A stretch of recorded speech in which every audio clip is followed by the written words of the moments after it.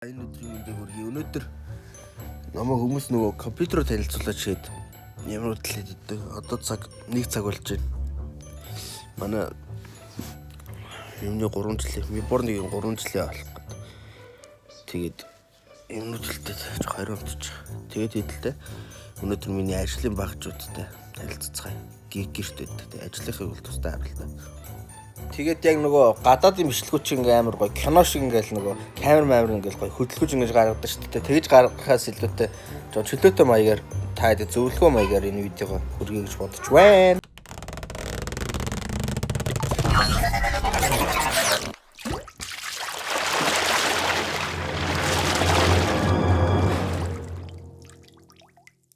Энэхүү үйлчлэг дээр би өөрийнхөө ширээн дээр байдаг сетапуудаа танилцуулсан байгаа.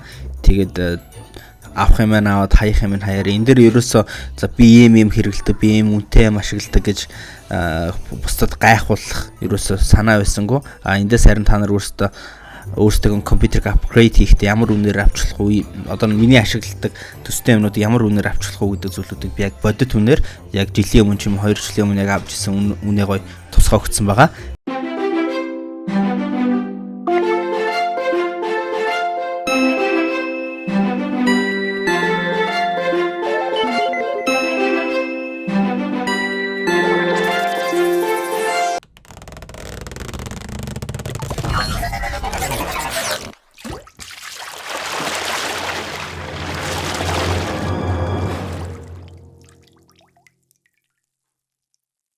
За энэ дэлгэц байна. Benq-ийн Zoe-тай хамтарсан 144 Гц XL 2430 гэдэг загвар байгаа. За энэ тэгээд PlayStation 4 байна. Энийг нэг ашигладаг манай хүүл тоглодог. За энэ тэгээд миний MacBook байна. 2012 онд зөндөө юм зарж иж авч ирсэн. За энэ болохоор миний бичлэг ихтэй ашигладаг камер харагдаж байна. Blackmagic гэдэг $3000-аар авч ирсэн. Татвар матуртай нэг чинь баг нийтэд 8 сая авч ирсэн. 4K нэг ашигладаг. Тэгээ нөгөө бас 2470 линзтэй том линзтэй дүү тэр линз нь одоо хийгээгүй байна. За энэ миний ашигладаг микрофон харагдаж байна. За энэ миний iMac харагдаж байна. За энэ та нар харж ивэл нөгөө сүүлд авсан юу вэ? Веб камера маань байна. За keyboard-ийн хувьд бол иймэрхүү механик keyboard ашигладаг байгаа. Ер нь их дуутай юм билээ. Амар юм болов гэсэн нэг ялгаа авахгүй яг сүүлийн хүмүүсийн чиг хандлагыг дагаадсан зүгээр энгийн keyboard байвал зүгээр юм билээ. Тэр response time нь хурдан л гэдэг аль нэг тийм сүртэй бол ялгаа харагдаагүй. Тэгээ энэ миний чихвч харагдаж байна. Энэ энгийн чихвч студийн чихвч тэгэл одоо тэгээ нэг чихвч аваа ихээр нөгөө компьютер лаанд орохоос залхуу өрөөдөх юм аа. Захиалахаар бас залхуу өрөөдөх. Харж ивэл миний юу харагдаж байна? Процессор харагдаж байна. За процессор маань одоо ингээд задлаад үзье. За ер нь тэгээд хүмүүс их том алдаа гаргадаг. Юу вэ гэхээр энэ миний компьютерийн сенс хэтэрхий их дуграад байна. Энэ процессорын тагийг ингээд авчвал дуурхай болчдیں۔ Гой агаар гой чөлөөтэй ордгийн ч гэж яах шиг илүү бага халдаг хийж яах шиг ерөөсөө тийм биш шүү. Хэрвээ тэгж боддог бол яг одоо ертөнцийн шиг кейсийн тагийг аваа хийх хэрэгтэй. Энэ кейсийн таг чинь нэгт тоосноос хамгаалж байгаа нь хоёрт нь юу процессор руу ч орж байгаа airflow одоо агаарын урсгалыг чинь вакуумжуулж одоо хянахад тусалж байгаамаа. За би одоо энийг авч үзье. Яагаад вэ гэхээр одоо чинь та нар ингээд кейсээ ингээд задлчаар чинь агаар чинь ингээд агаарын урсгал чинь байхгүй задгаа болчихоор яг энэ хэрэгтэй юмуд чи яадаг байхгүй юу гэх юм те хэрэгтэй кулээ ерөөс авч чаддгүй. За одоо эндээс харж ивэл одоо энэ минийх mid tower байгаа. Энэ Anticat brand-ийн юу байгаа кейс байгаа. Яадаг ч үлээдээ юм чи ингэж гэрэл мэрлээ солилдгол юм. За энэ болохоор нөгөө motherboard-ээр дагалдаж ирсэн стикерүүд наацсан. За энэ дээрээс систем. Тэгэхээр би энэ компьютероо танилцуулахад ер нь их гоё дэлгэрэнгүй танилцуулъя гэж бодож байна их тийм. Бас зарим хүмүүс бас энэ хөр өнгөрөөд яана уу, баярхаад яана уу гэж бодож магадгүй бах. Хэрвээ тэгж бодож ивэл их буруу ойлгосон бай гэж хэлмээрээ. За тэгэхээр mid tower case нь ер нь яадаг вэ гэхээр одоо энэ PSU хардуудын доор ингээд нэмэлтээр орж тийм их цэвэрхэн байдаг. Тэр миний ер нь бол одоо энэ 3 hard disk байгаа. Гурлаа SSD, нэг нь болохоор M2 байгаа. За энэ доор байгаа.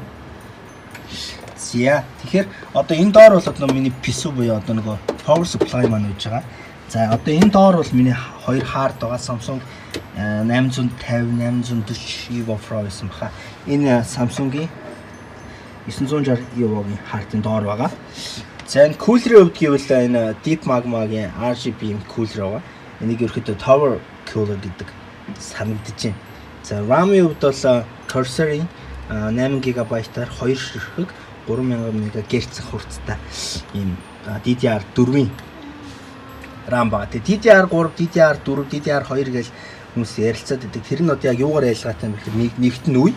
DDR3 маань 3 шатлалт одоо үйл процесс хийдэг бол DDR4 4 шатлалттай одоо 4 үйлчлэг бараг зэрэг хийдэг гэж одоо хараар ойлгоход бол болно. За тэгэхээр сенсний хувьд гэвэл фэн маань нэг фэн байна надаа. 2 фэн байна, 3 фэн байна. Энэ дээр 2 байгаа, 5 фэн байгаа. Тэгэхээр одоо надад яг одоо апгрейд хийхэд одоо нэмэлт шаардлагатай юмнууд бол мэдээж байж байгаа. Энэ дээр бол мэдээж 3 сенс байх шаардлагатай. Энэ дээр яг 3 сенс байх шаардлагатай вэ гэхээр одоо airflow гэж байдаг. Агаарын урсгал. Одоо чинь энэ би одоо энэ шилийн ингээд түр авцсан байгаа. Хаацсан байлаа гэхэд бол агаар бол зөвхөн одоо энэгээр орж ирж байгаа. Ер нь бол дийлэх одоо 80-аас 90% агаар энэгээр орж ирж байгаа. Энэ агаарын доороосоо ингэж сорж авсан агаар маань одоо энэгээр орж ирнэ. Тэгэхээр би одоо энд бол нэг 2 сенс загцсан байгаа. 2 гинэ 3 сенс RGB нөгөө гэрэл астгал гэсэн л үг л дээ. Тэгээд тэнгуут нь агаарын маань урсгал хийшээ ингээд чөлөөтэй өмнөхөөс 200% илүү орж ирнэ гэсэн үг. Тэгэхээр ерөөхдөө бол кулер их боломж одоо нөгөө юу мэрэмтэй бага температуртай, бага агаарын температуртай агаар ишээ их орж ирнэ гэсэн үг. За орж ирсэн агаар маань яадаг вэ? Миний хоолой ер нь жоохоо зүрч хайрдан уух юм гэдэг байна. За орж ирсэн одоо агаар маань баруун нас зүүн тал руу орж байгаа. Тэгэхээр эндээс орж ирж байгаа агаар маань процессор руу маань орж ирж байгаа ганц одоо амьсгалж ийн гэсэн үг шүү дээ. За амьсгаллаа ийш агаар орж ирж байна. За тэнгуут одоо миний Central Process Unit буюу одоо төв одоо бодох одоо байгууламж байна. Одоо CPU маань энэ доор байгаа. За тэгээ энэ яаж хөргөдөг вэ гэхээр эндээс одоо агаар оруулж ирнэ. Мэдээж энэ хүргэлт бол одоо энэ дээр халт бол энэ дээр үүсэж байгаа. Халтыг бол энэ сенс одоо ингэж хүүтэн агаарыг ийшээ үлээгээд за эндээс одоо гарч ирж байгаа халуун нь зүүн тишээ явж байгаа. Агаар. Тэнгүүд зүүн тишээ явж байгаа болохоор энэ сенс маань ямар үүрэгтэй вэ гэхээр эндээс ирж байгаа агаар бол энэ кейс дотор байгаа агарыг гадагшлуулах үүрэгтэй сенс байна. За GPU бол өөр дээр бас энэ дээр ингэж дахиж ардуур агаар гэдэг юм байна. Энэ дээр харж байвал нэг 2 сенс харагдаж байгаа. Энэ бол яаж байгаа вэ гэхээр энэ доороосоо ингэж агаар аваад одоо дотроо ингэж хөргүүрээ ингэж яваад энэ дотор байгаа халуун нөгөө агаар одоо нөгөө халдсан байгаа халуун агаар энэ температуртай байгаа агаарууд нь энэгээр ингэж гарч ирж байна гэсэн. Ер нь бол хөргөлт яаж явдаг вэ гэхээр одоо энэ тасалгааны температур ч юм уу одоо гэрт чинь байгаа энэ мэдээж агаараас одоо нөгөө юг мэрэмтэй одоо нөгөө кул агаар гэх юм одоо бага температуртай агарыг аваад тэгээд тэрийг ингэж эргэлдүүлээд буцаагаад юмнуудаа хөргөөд хөргсөн хөргөж байгаа агаар маань халуун агаар ингэж гадагшлуулж явдаг гэсэн. За тэгэхээр одоо миний процессор маань airflow яаж явдаг вэ гэхээр баруун талаасаа агаар авна. Тэгээд баруун талаас зүүн тишээ гаргана. За мэдээч одоо энэ агаар маань одоо ийшээ орж байгаа ч гэсэн энэ GPU маань өөрөө тусдаа ингэж кулертэй байгаа. За энэ RAM манаас мэдээж халж байгаа. Эдрийг бол одоо ингэж авчиж гэсэн үг. За CPU маань CPU-гийн хаалтыг маань энэ болохоор энэ кулер маань ингэж аваад ийшээ ингэж агаар явж байгаа. Тэгэхээр одоо би ер нь бол цаашдаа апгрейд хийхдээ ямар апгрейд хийх гэж байгаа гэхээр одоо энийг liquid болгох гэж байгаа. Яг би нэг яага авсан бэхээр үзэмжээс нь бол авсан байхгүй. Тэгэхээр дуу бахтай. Нэг шингэн хөргүүр авч чинь. Тэгээ мэдээч энэ үлдсэн агаарыг бас энэ зохицуулах шаардлагатай болохоор энэ дээрээс ус энэ 2 сенс ингээд агаарыг дотроосоо дээшээ ингэж гаргаж байгаа. Би нэг бас цэвэрлэхгүй бол бас удаан хугацаа өнгөрчихөж байгаа. Энийг ингэ авчдаг. Одоо энэ харж байна уу? Ийм амар муухай ингэж агаар эндээс чинь шүүлтүүхтэй гарч идэг. За энд ингэ харагдаж байна. Нэвтрийг ингэ цэвэрлэх хэрэгтэй. Тэгээ манайхан нэг юм болов бүр тоос орч морч эсвэл хүчтэй үлээлэгдэх юмар борд дээр үлээлэгдэх юм байлээ. Тэгж бол мэдээж болно. Гэхдээ энэ motherboard дээр ч юм аа диодууд гимтэлцдэг болохоор аюултай. За энэ компьютерийнхөө үзүүлэлтийг ярих хүмүүс сонирхолтой. Нэг л хичээл ярьсан боллоо. За үзүүлэлтийн хувьд бол би өмнө бол 1080 Ti ашигладаг байсан. GTX 680 SLI буюу 2-ыг ингээд зэрэг тавьчаад нийлүүлээд ашигладаг байсан. Нэг GTX 680 маань шатсан болохоор би тэгээд нэг шинэ карт авах ажилтаа болсон. Тэгээ 1080 Ti Монголоос авсан чинь байдгүй эсвэл farm mining farm хийжсэн болохоор ер нь димиг аваагүй. Энэ бол одоо GTX 1070 Ti-г шинээр авсан тийм карт байж байгаа. MSI Gaming-ийн ер нь бол их тажигун байлаа. За картны хувьд бол 8 GB TV RAM-тай 2040 4 МГц гарч илүү да. За RAM-ийн хувьд бол 8 GB-тай 2 ширхэг Corsair-ийн 3000 МГц RAM байгаа. Cooler-ийн хувьд бол ер нь бол тажиггүй минут 800 гэж илүү да дэдлэн. За тэгэхээр CPU-ний хувьд бол i7-ийн 8 дахь үеийн K буюу unlocked сертэй Coffee Lake байгаа. Тэрний яадаг гэхээр одоо i7-ийн хамгийн сүүлд гарсан 8 дахь үеийн карт байгаа гэсэн. За энэ дээр бол одоо та нар харж байвал энэ бол одоо юу маань. За одоохон би их гоё тухтай харуулнаа. Гэрэлний маань юу байна? Антин. За одоо ингээд хүснээр одоо суулж болно. Энэ тэгээд яаж яах нь өөр удирдлага нь удирдлагууд наанд. Ер нь тэгээд диско мискол хийж болох юм бэл. Нэг за нэг процессор хувьд бол иймэрхүү. Тэгээд та нар бас зарим ялангуяа өсвөр насны хүүхдүүд хараад ийм гоё компьютертэй болохынсан ингээл миний компьютер муу байна гэж өөрсдийг бас шаналаад ч юм уу те бутраад харьцуулаад ижиж магадгүй. Хэрэг тэгж бодож байвал энэ компьютер одоо энэ карт чинь сая 500 үнэтэй карт байгаа. CPU бол сая төгрөгөөр авч ирсэн $400. За RAM бол $250 боллоо та нийлээд. Тэгэл 500 мянга. За энэ бол кулер бол $50 авч ирсэн. Тэгээд 120 мянга. За кейс чинь 230 300 авч ирсэн. За энэ нэмэлтийн 2 сенсийг Intel LED-тэй 40-оор авч илүү да. Тэгээ ер нь бол компьютер болсон юм бол нэлээд өндөр үнэтэй болсон. Гэхдээ ер нь бол заавалчгүй та нар ингээл гоё компьютер болсохын тулд энэ GTX 1070 Ti, 1080 Ti эсвэл i7-гийн 8 дахь үеид бол авах шаардлага байхгүй. Тэ энэ аав нь энийг авчин за. Одоохон байна. Тийм ээ тэ. Ер нь тэгээ компьютер бол энэ компьютерыг зориулт нь юу вэ гэхээр компьютер видео рендерлэх зориулттай, тоглоом ультра дээр тавих зориулттай, стрим хийх зориулттай. Ер нь бол high end компьютер байхгүй. Тийм болохоор та нар ингээл заавалчгүй видео янзалдгүй, тоглонгоо ингээд лайв стрим хийдгүү, рекорд хийдгүү бол заавалч юм байх шаардлага байхгүй. CPU чинь зүгээр i7-гийн 3 4-р үе ээж болж байна, i5 байж болж байна те. Заавалч ингээл наа чи SSD ингээл 1.2 TB SSD бол аваад ингээл 50 дахь шаардлага бол байхгүй. Эсвэл энэ 3000 МГц ингээд 16 ГБ RAM бас байх шаардлага байхгүй те. Тийм болохоор ер нь бол хэрэглээндээ тааруулж ашиглаарай гэж бодож байна. Тэгээ миний бол таалт бол дахиж сануулах юм юу вэ гэхээр энэ процессорыг хизээч ер нь бол ийм ил ингэж задгаа ингэж онгорхоо байлгаж болохгүй.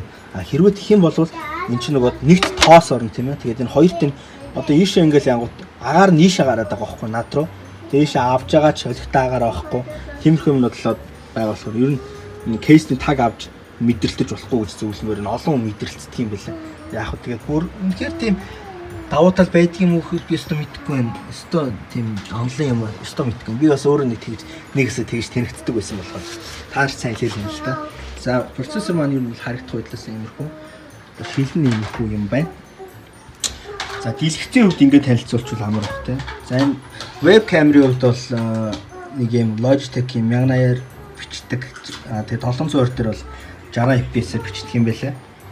За нэг keyboard-ийн хувьд бол би бол таахт бол түрүүн танилцуулсан HyperX Alloy FPS Pro гэдэг. Pro гэдэг маань одоо нэг баруун талд байгаа Torn name edition буюу numpad байхгүй зүгээр ингийн үйлбэрлэгдсэн үг л те. За mouse-ийн хувьд бол ийм EC2 гэдэг Soviet таамжиж гаргасан маус. Тэр маус юу нэг хамархан юм бэл ингээд хүнч биш тэгээд их смут хөдөлгөөнтэй. Тэгээд DPI-д тааруулчихна, polling rate-үүд ингээд тааруулчихна. DPI гэдэг чинь би буруу санаагүй бол dot per inch буюу одоо цэг бүрт одоо оноос нь инчийн юу бах. Refresh rate, report rate буюу энэ одоо 1500. За энэ ч нэг 500 та нар маус авч байгаа бол шал өөр тийш харуулчихсан юм ярьсан шүү. Маус авч байгаа бол энэ 500 polling rate-с дэшег маус авч байгаа гэж хүсэж байна. За энэ дээр бас миний нөгөө маус бол Magic маус юм. За энэ PlayStation 4-ыг бол угаасаа та нар хараад мэдчихэж байгаа. Энийг би 14 онд аах үшээ. Гараад 1-2 жил болсон багт амжсан баг. Нэг бол манай хүү тоглолдог. За нуус угаа тий. Би өөрт нэр амар их лайв хийгээд хоолоо идэрч хөвдөд байгаа юм шиг байна. За энэ iMac байна. Энийг 2014 оны сүүлээр авчихсан. За энэ болохоор миний нөгөө та нартай ярьдаг юу байна? Микрофон байна. За энэ миний бас бичлэгээ хийдэг байсан юу байна? Камера. Гэтэ энэ арай томдоод байгаа маань. Энэ кино хийдэг камераар тэгээд бичлэг хийхэд жоохон хэцүү байгаа яг үнийг хэлэх. За энэ бол миний одоо хамгийн хайртай. Миний одоо бүх эд хөрөнгийг босгоход нэлээд нөлөөлсөн хүчин зүйлтэй юм MacBook байгаа. За тийм миний шургуулгатай бас идлээс танилцаад үзүүл бас тааш сонирхолтой биш магадгүй гэж бодож байна. Тэрнээс өмнө та нар бас вебсайт тоглоом сервер компьютер гэж бид нар их ярьдаг юм байна. За сервер компьютер би ажлаас төв ингээд аваад ирсэн байгаа. За нэг ийм ид байдаг. Одоо чинь энэ хард нь байж байгаа жишээтэй. Power 6710 гэдэг байгаа. За хард марк ингэж удаа гарч ирдэг. Тэгээ задлуул одоо энэ дээр ингээд задлаад ерөөхдөө бол хаачлуулна. Энэ дээр бас нэг RAM битрийнх нь нэмэлтүүдийг бас аваагүй болох. Зүүн зайц нэг чинь би жоохон буруу гаргачлаа сая. Энийг онгойлгочоод ингэж бүтээчээд хаадаг санагдчих. За энэ сервер компьютер гэж яг юу гэдэг ингээд харуулна иймэрхүү юм байдаг. Байх нэ энэ бас нэг тийм сүүлийн үеийн сервер компьютер ш. Энэ бас нэлээд юм хуучинд орох сервер компьютер байна. За эндээс харж ивэл энд бол хаардны оролтууд байсан. За энд бол одоо сенснүүд байна. Нийтдээ 5 сенс байдгийн. Тэгээд нэг нь бол өвдөрсөн болох ингээд орлуулсан. За ингээд 5 сенс байдаг. За энэний доор ингээд анх энийг барьж. Өнгөж болохгүй шүү. За ингээ авангууд сион сипүүнүүд байж байгаа энэ дэр. Ийм 2 сипүүтэй. Энэ болохоор одоо нэг кулер маань шүү дээ. Кулер ч ижтэй одоо юу юм шиг. За нэг сипүүнийг иймэрхүү юм байдаг. Кулер нь иймэрхүү юмнууд байдаг. За одоо энэ дэр дахиад таарт ингээд нэг мөс юм харуулсан дээр гоё харуулад нүдийг чинь тайлбар бас зүгээр байх. Монголд бас ингэж нэг сервер компьютер ингэж харуулад хүмүүс бас байдгүй болов уу гэж бодчих. За ингээм 2 сипүүтэй сион сипүүнүүд байна. За энэ болохоор ингээд RAM-нууд байна. Энд чи одоо нийтдээ хэдэн оролттой 16 ширхэг RAM хийх боломжтой. За миний компьютер ихэд 4 ширхэг байсан. За энэ дээр RAID харж чинь, Razer харж чинь. За энд ихэд л одоо нөгөө тэжээлийн блок нь 2 байж байгаа жишээтэй. Razer байна. За нэг иймэрхүү зориулцтай юмнууд байгаа. За би энийг одоо яана жоохон байж байгаад ингэж тааруулж хийнэ. Тэгэхгүй бол нэг гараараа хийхээр бас жоохон хэцүү байна. Тэгсэн чи хэлсэн шүү. Нэг ийм амир юм байдаг. Бахан сенс нь бол бас амир штэй энэ чи. Асаавал тэгээд та нар гайх бах та. Амар дут. Ичнэ. За энд миний хуучин компьютер харагдаж байна. Хуучин компьютер маань байна. Энэ ер нь бас одоо ч юунд ажиллах байгаа. Ер нь одоо ч ажиллаж байгаа компьютер байна. Хатмаа авчинд авчихсан амжихгүй байна. За энэ кулер бол энд харагдаж байна. Миний нөгөө саяны компьютер сайн кулертэй байна. Карт нь GTX 680, AMD-ийн FX 8130 илүү дээ. CPU сайн сандгаа. Team CPU байгаа. 8 кортой, 8 GB RAM-тай.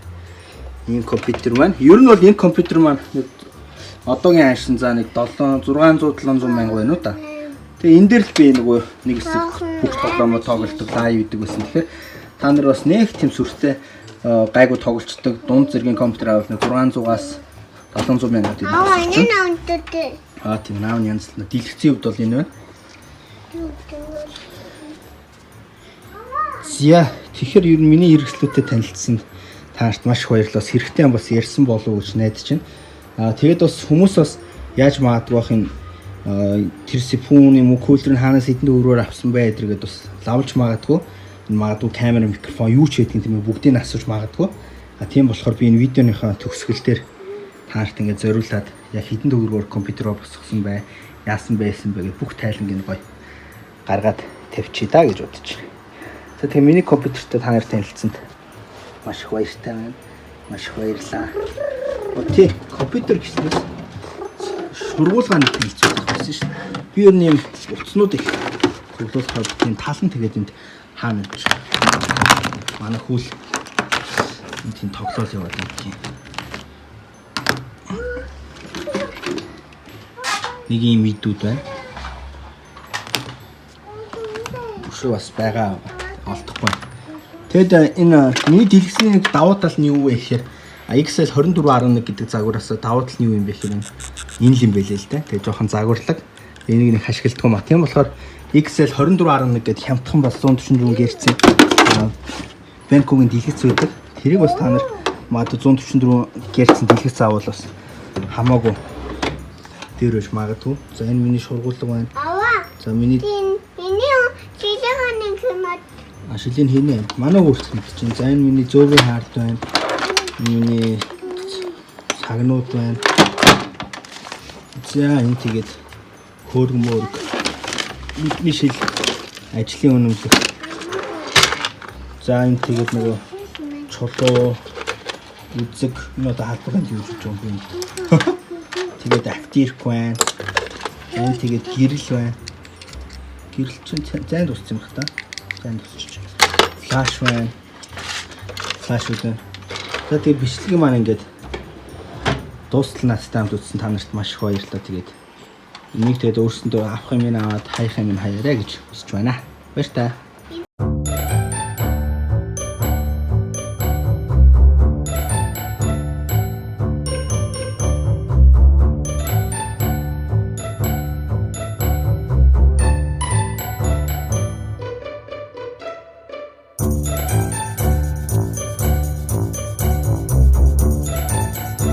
Хэрв танд миний бичлэгийг таалагддаг бол намайг subscribe хийгээрэй. Мөн хонхон дээр дарахыг битгий мартаарай. Хонхон дээр дарвал танд миний бичлэгүүд notification хэлбэрээр очихулна. Аюултай дарахгүй бол миний бичлэг нэг их танд очихгүй болов. Мөн миний channel руу орж subscribe хийх боломжтой байгаа. Subscribe түүний дараа хонх дарахыг битгий мартаарай. Subscribe хийсэн ч гэсэн миний бичлэг нэг харагдахгүй болохоор хонх дарвал танд ашигтай, надад ашигтай. Надтай хамт байдаг баярлалаа.